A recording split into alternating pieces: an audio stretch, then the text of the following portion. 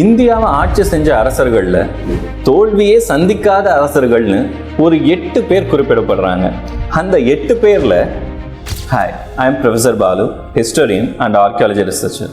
History பற்றின பல சுவாரஸ்யமான விஷயங்களை தெரிஞ்சுக்க இந்த சேனலை சப்ஸ்கிரைப் பண்ணுங்க. ஜூலை 30, 2025 ஒரு பெரிய ஆராய்ச்சியினுடைய முடிவானது வெளியிடப்படுது.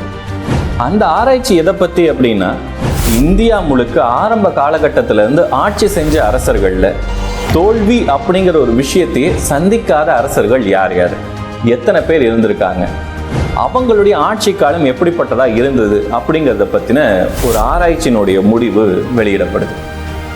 இதில் கவனிக்கத்தக்க ஒரு விஷயம் என்னென்னா, பல அரசர்கள் பல ஆண்டு காலம் பலவிதமான ஆட்சிகளை இந்தியாவில் நடத்தி இருந்தாலும் அதிலிருந்து 8 அரசர்கள் மட்டும்தான் தோல்வியே சந்திக்காத இல்லை வெற்றியை மட்டுமே பெற்ற ஒரு சிறந்த அரசர்கள் அப்படின்னு அந்த ஆராய்ச்சி முடிவு சொல்லுது.